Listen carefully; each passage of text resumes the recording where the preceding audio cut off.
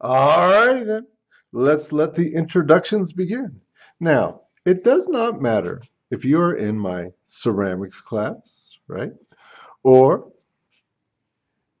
if you are in the 3D modeling and animation class, or if you are in my art class, aka drawing and painting, you will be required to do a sketchbook. And I want you to have a lot of success with that. So I'm going to give you a little bit of an introduction. So first off, sketchbook. You'll be given a sketchbook like this. Now this is 80-pound paper. It's pretty nice stuff. You know, don't let the homemadeness of it all fool you. It's pretty good. That being said, you can use whatever paper you want. I just provide this for you. But if you've got a sketchbook, you know that you bought at the store, you go get it. That's gone. It's all good. But anyways, here's one that was done by a young lady this last year. And as you can see, as I open it up, all of these sketches were done looking at something. All of the sketches are complete, right? And they all look like they took a while to do. They're all pretty careful, right? Now, when you do your sketchbooks, I want you to actually look at real objects when you do it.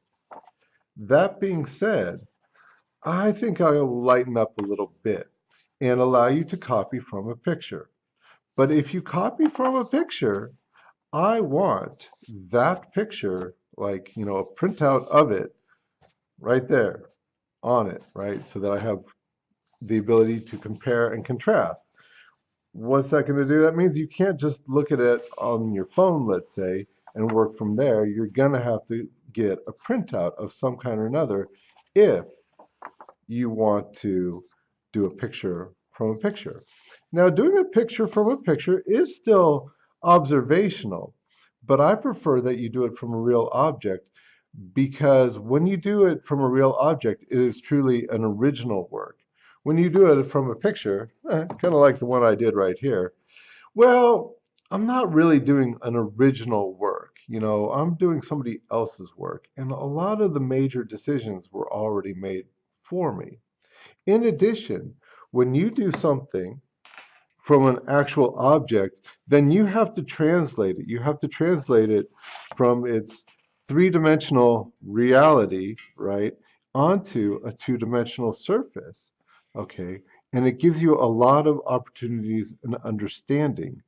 And in the end, even when you are copying things or when you're drawing from your imagination, things are going to look a lot more actually three-dimensional, not near as flat because you'll have that ingrained in it. Okay. So for the next couple of weeks, you'll be doing some tutorials, basic drawing. I call it a drawing intensive or a drawing boot camp. And so here, let's show you a couple things that you might need. Okay, so first off, in the class, I have just these whiteboards that I've made. And, you know, it's just a masonite type material with this white surface on it. The thing about these is that they are clean. Okay, they are clean, they have not been painted on, so they're nice and flat, good to draw on.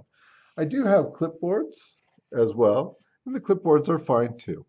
Either way, but the thing about these, don't paint on them, don't graffiti on them, keep them nice for everybody else. I mean, on the clipboards, let's be honest, there's probably a few clipboards that have a few things on them that might even be offensive. Who knows, right? Don't do that to these whiteboards. Please don't do them to the clipboards either. But I figure, kind of like the tables that I have in class, once everybody kind of had a chance to mess them up a little bit, then they just stop getting messed up and, well, you know, kids. So anyways, all good. Keep these all goods. And the paper that you're going to use for this intensive is just going to be copy paper. So I have some regular old copy paper right here. I've got a lot of this copy paper in class. It's a little bit longer format, as you'll see. Um, you know, this came to me free because the office has just a ton of extra of this stuff, and so they just gave me a bunch of it. It does not matter. Either one of those things would be fine for your little intensive. Okay, so the intensives is basically just a series of exercises and practices.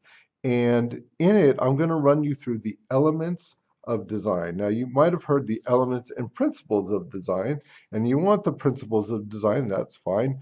Follow along with the art class.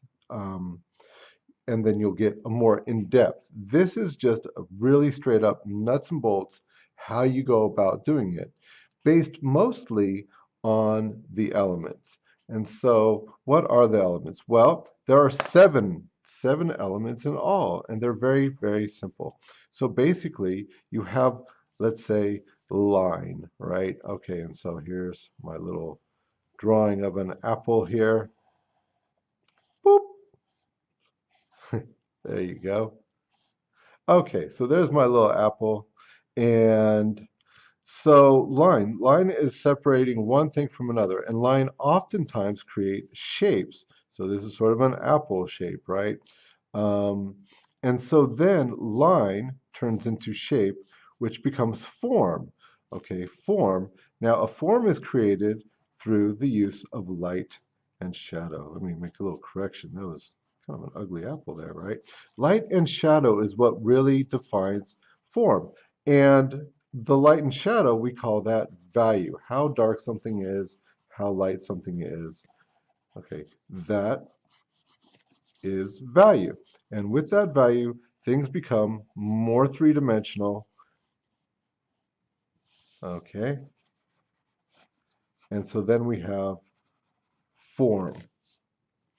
Okay, so we had line, created a shape. With values, you create form. So line, shape, value, form. All right. How that surface is defined, what's the characteristics of it? That would be texture. Well, an apple, is usually kind of smooth in texture. Okay. Some other things might be kind of rougher in texture. And what color? Is it a green apple? Is it a red apple? I guess we're not going to know with this one, right? And then finally, where is it at?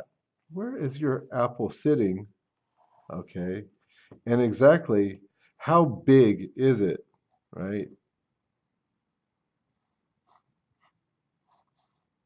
Oh no, right? That's space. How big something is and where it's at, and that's it.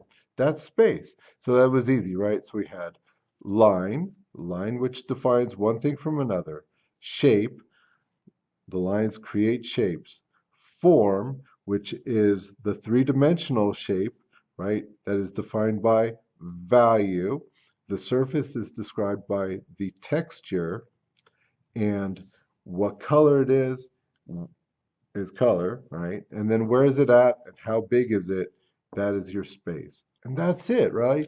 I mean, we could be done right here because that's it. There's really nothing more to it. But we'll run you through a few exercises to make it a little bit better. So go ahead and consider this tutorial to be done. I'm going to start you with the first exercise, which will be based on line.